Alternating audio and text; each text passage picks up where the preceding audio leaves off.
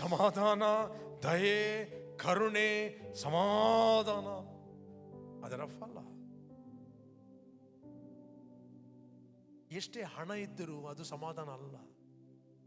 Faster Joseph ಅವರು preach ಮಾಡ್ತಾ ಇದ್ದರು, ದೇವರು ಎಲ್ಲವನ್ನು ಗಾರ್ಡನ್ ಅಲ್ಲಿ ಸೃಷ್ಟಿ ಮಾಡಿದ, ತೋಟದಲ್ಲಿ. ಡಾಲರ್, ರುಪಿ, ಯೂರೋ, ಇಕಾನಮಿ ಏನಿಲ್ಲ ಅಲ್ಲಿ.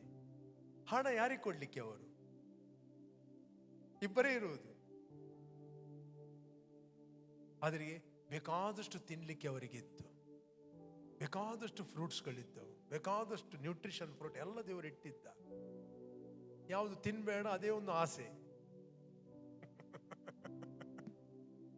ಮಕ್ಕಳಿಗೆ ನೋಡಿ, ಯಾವುದಾದ್ರೂ ಮುಟ್ಟಬೇಡ ಅಂತ ಹೇಳಿದ್ರೆ ಅದು ಬೇಗ ಮುಟ್ಟುತ್ತಾರೆ. ಅದನ್ನು ಮುಟ್ಟು ಅಂತ ಹೇಳಿ ಹೋದ್ರೆ ಅವ್ರು ಮುಟ್ಟುವುದಿಲ್ಲ. ಸ್ವಲ್ಪ ಮುಟ್ಟು ಮಗ ತಗೋ ಅಂತೆ. ಯಾವುದು ನೀವು ಹೀಗೆ ಮಾಡ್ತೀವಿ ನೋಡಿ, ಅದರ ಮೇಲೆ ಫೋಕಸ್. ಬೇಕಾದ್ರೆ 1000 ಆಟಿಕೆ ತಂದು ಕೊಡಿ ಅವುಗಳಿಗೆ, ಮಕ್ಕಳಿಗೆ. ಅದು ಬೇಡ. ಯಾವುದು ಇನ್ನು ಬಚ್ಚಿಟ್ಟಿದೆ ನೋಡಿ, ಅದರಲ್ಲಿ ಸಮಥಿಂಗ್ ಇದೆ. ಅದಕ್ಕೆ ನನ್ನ ಮೊಬೈಲ್ ಅನ್ನು ಓಪನ್ ಮಾಡಿ ಇಡುವುದು ಹೀಗೆಲೆ, ಅದು ಹೀಗೆ ನೋಡ್ತದೆ. ಯಾವ ದಿವಸ ನನ್ನ ಮೊಬೈಲ್ ಅನ್ನು ಹೀಗೆ ಮಾಡ್ತೇನೆ ನೋಡಿ, ಅದಕ್ಕೆ ಅದರ ಮೇಲೆ ಫೋಕಸ್. ಸಣ್ಣ ಮಗು 1 ವರ್ಷದ, ಇಟ್ಸ್ ಅ ನೇಚರ್. ಬಟ್ ನಿಮ್ಮ ಒಳಗೆ ನ್ಯೂ ನೇಚರ್ ಇದೆ. ಯಾವಾಗ ನೀವು ಯೇಸುವನ್ನು ರಕ್ಷಕನು ಒಡೆಯನೆಂದು ನೀವು ಅಂಗೀಕಾರ ಮಾಡಿದಿರಿ, ದೇವರು ಹೊಸ ಸ್ವಭಾವವನ್ನು ನಿಮ್ಮ ಆತ್ಮದಲ್ಲಿ ವರ್ಗಾವಣೆ ಮಾಡಿದ್ದಾನೆ. ಕಮನಟಿ ವರ್ಗಾವಣೆ ಮಾಡಿದ್ದಾನೆ.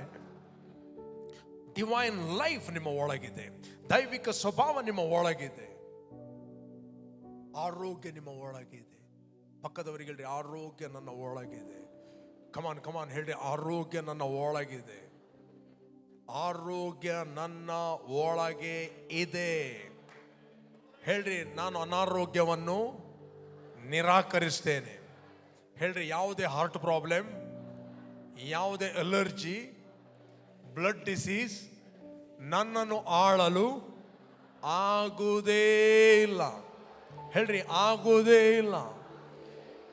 ನಿಮ್ಮ ಆತ್ಮದೊಳಗೆ ವಾಕ್ಯ ಇರುವುದಾದರೆ ಆ ಲೈಫ್ ನಿಮ್ಮ ಹಾರ್ಟಿಗೆ ಫಂಕ್ಷನ್ ಆಗುತ್ತದೆ, ಬ್ಲಡ್ ಸೆಲ್ಗಳಿಗೆ ಫಂಕ್ಷನ್ ಆಗುತ್ತದೆ. ಮನುಷ್ಯನು ಬದುಕುವುದು ಮೆಡಿಸಿನ್ ತಿಂದ ಮಾತ್ರದಿಂದ ಅಲ್ಲ, ಆರೋಗ್ಯವಾಗಿರುವುದು ದೇವರ ಬಾಯಿಂದ ಹೊರಡುವ ಪ್ರತಿಯೊಂದು ಮಾತುಗಳಿಂದ ಮನುಷ್ಯನು ಆರೋಗ್ಯವಾಗಿರುತ್ತಾನೆ. ನಮಗೆ ಬಾಯಾಟ ಒಂದೇ ಮಾತು ಗೊತ್ತು, ಯಾವುದು? ಮನುಷ್ಯನು ರೊಟ್ಟಿ ತಿಂದ ಮಾತ್ರದಿಂದ ಬದುಕುವುದಲ್ಲ, ದೇವರ ಬಾಯಿಂದ ಹೊರಡುವ ಪ್ರತಿಯೊಂದು ಮಾತುಗಳಿಂದ ಬದುಕುತ್ತಾನೆ. ಇವನ್ ಮನುಷ್ಯನು ಆರೋಗ್ಯವಾಗಿರುವುದು ಮೆಡಿಸಿನ್ ತಿಂದ ಮಾತ್ರದಿಂದ ಅಲ್ಲ, ದೇವರ ಬಾಯಿಂದ ಬರುವ ಮಾತೊಂದೇ ಪ್ರಕಟಣೆ. ದೇವರ ಬಾಯಿಂದ, ಸೈತಾನ ಬಾಯಿಂದ ಅಲ್ಲ. ಹೇಳಿ, ದೇವರ ಬಾಯಿ, ದೇವರ ಬಾಯಿ. ಸೈತಾನ ಕೂಡ ಮಾತಾಡುತ್ತಾನೆ, ದೇವರು ಕೂಡ ಮಾತಾಡ್ತಾರೆ. ಪೇತ್ರನಂತ ಫಸ್ಟ್ ಮಾತಾಡಿದ್ದು ದೇವರು. ನೀನು ಬರಬೇಕಾದ ಕ್ರಿಸ್ತನು ದೇವಕುಮಾರನು ಅಂತ ಹೇಳಿದ, ರೈಟ್?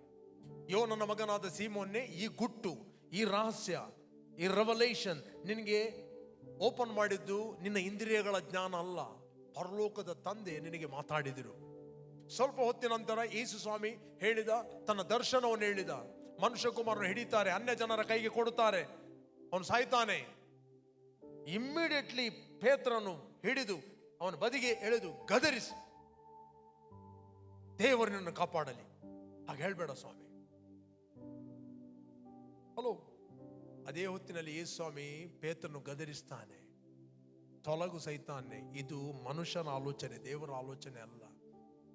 ತೊಲಗು ಸೈತಾನೆ ಅಂದ್ರೆ ಸೈತಾನ ಮಾತಾಡಿದ. ಅವನಿಗೆ ಎರಡದ್ದು ಡಿಸರ್ಮೆಂಟ್ ಇಲ್ಲ.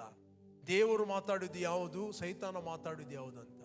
When you spiritual mature, you will receive only what God speaks. You only receive what devil speak. Resist what devil speak. ಸೈತಾನು ಏನು ಮಾತಾಡುತ್ತಾನೆ ನೀವು ಅದನ್ನು ನಿರಾಕರಿಸ್ತೀರಿ. ಸೈತಾನ್ ನಿಮ್ಮ ಮನಸ್ಸಿನಲ್ಲಿ ಏನು ಮಾತಾಡುತ್ತಾನೆ ಅದನ್ನು ನೀವು ನಿರಾಕರಿಸಬೇಕಂತ ಹೇಳಿದ್ರೆ ನಿಮ್ಮ ಒಳಗೆ ವಾಕ್ಯ ಇರಬೇಕು, ನಿಮ್ಮ ಒಳಗೆ ಸತ್ಯ ಇರಬೇಕು. ಹಲೋ. ನಿಮ್ಮ ಒಳಗೆ ಸತ್ಯ ಇದ್ದರೆ ಮಾತ್ರ ನೀವು ಸುಳ್ಳುಗಳನ್ನು ಎದುರಿಸ್ತೀರಿ. ಹಲೋ. ಎಷ್ಟು ಮಂದಿ ಅರ್ಥ ಆಗ್ತಾ ಇದೆ? ಎಷ್ಟು ಮಂದಿ ಬೋರ್ ಆಗ್ತಾ ಇದೆ? ಎಷ್ಟಾಯ್ತು ಟೈಮ್? ಹಲೋ, ಬೋರ್ ಆಗ್ತಾ ಇದೆ, ಸಂತೋಷ ಆಗ್ತಾ ಇದೆ? ಎಂಜಾಯ್ ಮಾಡ್ತಾ ಇದ್ದೀರಾ? ನಾನು ನಿಮ್ಮ ಬಗ್ಗೆ ಮಾತಾಡುದು, ನಾನು ಯಾರ ಬಗ್ಗೆ ಮಾತಾಡ್ಲಿಕ್ಕೆ ಬರಲಿಲ್ಲ. ಅಲ್ಲಿ ಯೇಸುವಿನ ಬಗ್ಗೆ ಮತ್ತು ನಿಮ್ಮ ಬಗ್ಗೆ ಮಾತಾಡ್ಲಿಕ್ಕೆ ಬಂದಿದ್ದೇನೆ. ನಾನು ಯಾವ ರಿಲಿಜನ್ ಬಗ್ಗೆ ಮಾತಾಡ್ಲಿಕ್ಕೆ ಬರಲಿಲ್ಲ. ನಾನಿಲ್ಲಿ ಬಂದಿದ್ದೇನೆ ಕ್ರಿಸ್ತನನ್ನು ಪ್ರಕಟಿಸಲಿಕ್ಕೆ. ಆತನು ನಿಮ್ಮಲ್ಲಿ ಯಾರಾಗಿದ್ದಾನಂತ ನೀವು ಅದನ್ನು ರಿಸೀವ್ ಮಾಡಿದರೆ ನೀವು ಎಂಜಾಯ್ ಮಾಡುತ್ತೀರಿ. ನಾನು ಯಾವ ಡಿನಾಮಿನೇಷನ್ ಬಗ್ಗೆ ಮಾತಾಡ್ಲಿಕ್ಕೆ ಬರಲಿಲ್ಲ, ಯಾವ ಸಭೆ ಬಗ್ಗೆ ಮಾತಾಡ್ಲಿಕ್ಕೆ ಬರಲಿಲ್ಲ. ನಾನಿಲ್ಲಿ ಬಂದಿದ್ದೇನೆ ಕ್ರಿಸ್ತನು ನಿಮ್ಮಲ್ಲಿ ಯಾರಾಗಿದ್ದಾನೆ, ಕ್ರಿಸ್ತನ್ ನಿಮ್ಮಲ್ಲಿ ಇದ್ದು ಏನು ಮಾಡುತ್ತಾನೆ, ಕ್ರಿಸ್ತನಲ್ಲಿ ಇದ್ದುಕೊಂಡು ನೀವು ಏನು ಮಾಡಲು ಶಕ್ತರು, ನೀವು ಯಾರಾಗಿದ್ದೀರಿ, ನಿಮ್ಮ ಪರಿಚಯವನ್ನು ಮಾಡಲಿಕ್ಕೆ ಬಂದಿದ್ದೇನೆ. ಹಲೋ, ಎವ್ರಿ ಟೈಮ್ ನಾನು ಪ್ರೀಚ್ ಮಾಡುವಾಗ ನಾನು ಯಾರ ಬಗ್ಗೆ ಮಾತಾಡುವುದಿಲ್ಲ, ನಾನು ನಿಮ್ಮ ಬಗ್ಗೆ ಮಾತಾಡುತ್ತೇನೆ. ನೀವು ಯಾರಾಗಿದ್ದೀರಿ, ನಿಮ್ಮ ಬಗ್ಗೆ ನಿಮಗೆ ಗೊತ್ತಾಯ್ತು ಅಂತ ಹೇಳಿದ್ರೆ ನೀವಿದ್ದಾಗಿರುವುದಿಲ್ಲ. ಯಾವ ಬಿಡುಗಡೆಗೋಸ್ಕರ ನೀನು ವೆಯ್ಟ್ ಮಾಡ್ತಾ ಇದ್ದೀರೋ ಆ ಬಿಡುಗಡೆ ಆಲ್ರೆಡಿ ಕ್ರಿಸ್ತನಲ್ಲಿ ಆಗಿದೆ. ಒಮ್ಮೆ ಒಂದು ಕೂಕೂರ್ ನಾಯಿ ತಂದ. ಎಷ್ಟು ಮಂದಿ ನಾಯಿ ಗೊತ್ತಿದೆ ಅಲ್ಲ? ನಾಯಿ ಕಣ್ಣು ತೆರೆಯಬೇಕಾದ್ರೆ ಎಷ್ಟು ದಿನ ಆಗ್ತದೆ ಕೃಪಣ್ಣ? 7 days. 5 ದಿನದಲ್ಲಿ ಕಣ್ಣು ಮರಿ ಇಟ್ಟಾಗ ಅದರ ಕಣ್ಣು ಮುಚ್ಚಿರ್ತದೆ, ರೈಟ್? ಒಬ್ಬ ವ್ಯಕ್ತಿ ಏನು ಮಾಡಿದ, ಒಂದು ಮರಿಯನ್ನು ತಂದ, ಅದನ್ನು ಕಂಬಕ್ಕೆ ಕಟ್ಟಿ ಹಾಕಿದ.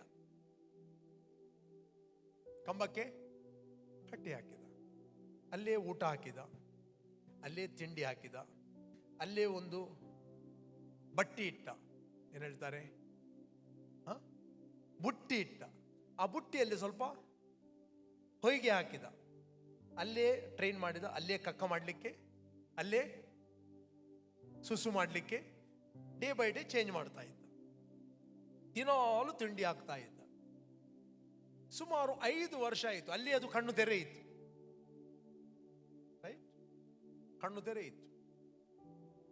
ಸುಮಾರು 5 ವರ್ಷ ಹೋದರೂ ಅವನು ಸಂಕಳೆಯನ್ನು ಬಿಡಿಸಲಿಲ್ಲ. ಒಂದು ದಿನ ಯಜಮಾನ ಏನು ಮಾಡಿದ ಅಂತ ಹೇಳಿದ್ರೆ, ಅದರ ಸಂಕಳೆಯನ್ನು ಬಿಚ್ಚಿದ, ಕುತ್ತಿಗೆಗೆ ಹಾಕಿದ, ಚೈನ್ ಇದೆ ನೋಡಿ ಅದನ್ನು ಬಿಚ್ಚಿದ, ಮತ್ತು ಫುಡ್ ಎಲ್ಲ ಅಲ್ಲಿ ಇಟ್ಟ, ದೂರ ಪ್ರದೇಶದಲ್ಲಿ ಅದಕ್ಕೆ ಬೇಕಾದ ಇಟ್ಟ. ಇನ್ನು ತಿಂಡಿ ಹಾಕ್ಲಿಕ್ಕಿಲ್ಲ. ನಾಯಿ 1 ದಿನ ತಿನ್ನಲಿಲ್ಲ, 2 ದಿನ ತಿನ್ನಲಿಲ್ಲ, 3 ದಿನ ತಿನ್ನಲಿಲ್ಲ. ಹಸಿತಾ ಇದೆ, ಬೊಬ್ಬೆ ಹಾಕ್ತಾ ಉಂಟು, ಕರೀತಾ ಉಂಟು. ಈಗ ನಾಯಿಗೆ ಬಿಡುಗಡೆ ಮಾಡಬೇಕಾ? ಬಿಡುಗಡೆ ಆಗಿದೆಯಾ? ಹಲೋ, ನೀವ್ ಹೇಳಿ. ನಾಯಿಗೆ ಬಿಡುಗಡೆ ಮಾಡಬೇಕಾ? ಅದೀಗ ಕಂಬದಲ್ಲಿ ಹಾಡ್ತಾ ಇದೆ, ಬಿಡುಗಡೆ ನಾಯಕ ಯಜಮಾನ ಎಲ್ಲಿ ಹೋದ, ಊಟ ಇಲ್ಲದೆ 3 ದಿನ, ನನ್ನ ಬೆಂಕಿ ಯಾರಿಗೆ ಗೊತ್ತು. ರೈಟ್? ಎಷ್ಟು ಹಾಡಿದ್ರು ಏನೇ ಮಾಡಿದ್ರು ಅದು ಕಂಬ ಬಿಟ್ಟು ಹೊರಗೆ ಬರ್ತದಾ? ಯಾಕೆ? ಬಿಡುಗಡೆ ಮಾಡಬೇಕಾದಕ್ಕೆ. ಸಂಕಳ ಇಲ್ಲ, ಎಲ್ಲಿದೆ ಅದು? ಇಲ್ಲಿದೆ. ಎಲ್ಲಿ? ಇಲ್ಲಿದೆ. ಈಗ ಯಾರಾದ್ರೂ ಹೋಗಿ ಅದಕ್ಕೆ ಟೀಚಿಂಗ್ ಕೊಡ್ಬೇಕು. ನೋಡಪ್ಪ, ನಿನ್ನ ಯಜಮಾನ ಚಿಕ್ಕ ಇರುವಾಗ ಕುರುಡನಾಗಿ ನೀನು ಹುಟ್ಟಿದೆ, ನಿನ್ನ ಕಣ್ಣು ತೆರೆಯಲ್ಪಟ್ಟಿತ್ತು, ನಿನಗೆ ಆಲ್ರೆಡಿ ನಿನ್ನ ಯಜಮಾನ ಬಿಡುಗಡೆ ಮಾಡಿದ್ದಾನೆ. ಎಂತ ಸಂದೇಶ ಅದು? ಬಿಡುಗಡೆ ಆಗಿದೆ ಆಗಿದೆ ಆಗಿದೆ ಆಗಿದೆ ಆಗಿದೆ. ಇದೆಲ್ಲ ದುರ್ಬೋಧನೆ, ನನಗೆ ಕೇಳಲಿಕ್ಕೆ ಬೇಡ. ಬಿಡುಗಡೆ ಆಗಿದೆ ಆಗಿದೆ ಆಗಿದೆ ಆದ್ರೆ ನಾನು ಇಲ್ಲಿರ್ತೇನ? ರೈಟ್? ಹಲೋ, ಈಗ ನೀವು ಹೇಳಿ, ನಾಯಿಗೆ ಬಿಡುಗಡೆ ಮಾಡಬೇಕಾ? ಬಿಡುಗಡೆ ಆಗಿದೆಯಾ?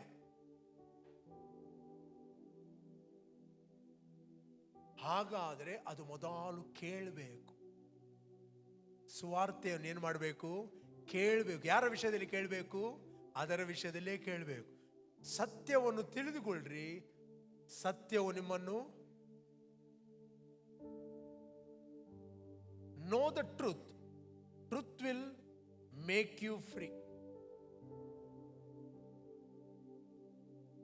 ಇವತ್ತು ಅನೇಕರ ಪ್ರಾಬ್ಲಮ್ ಏನಂತ ಹೇಳಿದ್ರೆ, ತಲೆಯಲ್ಲಿ ವಾಕ್ಯದ ಜ್ಞಾನ ಇಲ್ಲದೆ ಅವರಲ್ಲೇ ಕಂಬಕ್ಕೆ ಸುತ್ತಾಗ್ತಾ ಇದ್ದಾರೆ. ರೈಟ್? ಅವರಿಗೆ ಯಾವ ಬಿಡುಗಡೆಗೋಸ್ಕರ ವೇಟ್ ಮಾಡ್ತಾ ಇದ್ದಾರೋ ಅದು ಆಲ್ರೆಡಿ ಕ್ರಿಸ್ತನು ತನ್ನ ಕೃಪೆಯಿಂದ ಬಿಡುಗಡೆ ಮಾಡಿದ್ದಾನೆ. ಮೈ ಪೀಪಲ್ ಆರ್ ಡಿಸ್ಟ್ರಾಯ್ಡ್. ನನ್ನ ಜನರು ಹಾಳಾಗಿ ಹೋಗಿದ್ದಾರೆ ನನ್ನ ಜ್ಞಾನವಿಲ್ಲದೆ. ಇವತ್ತು ಬಿಡುಗಡೆ ಆಗಬೇಕು, ದುರಾತ್ಮಗಳಿಂದಲ್ಲ, ಅಜ್ಞಾನಗಳಿಂದ. ಹಲೋ, ಇದ್ದೀರಾ ಇಲ್ಲಿ?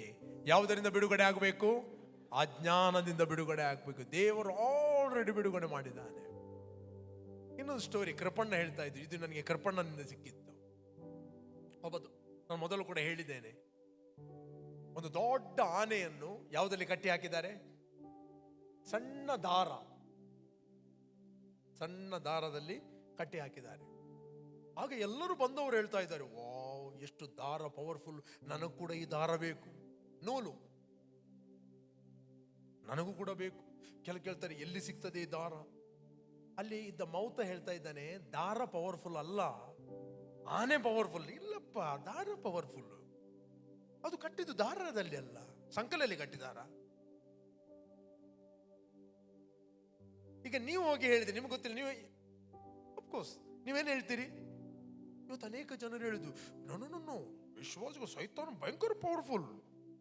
ಯಾಕೆ ಅವರಿಗೆ ಬಿಡುಗಡೆ ಆಗಲಿಲ್ಲ? ಏಕೆ ಇವರಿಗೆ ಬಿಡುಗಡೆ ಆಗಲಿಲ್ಲ?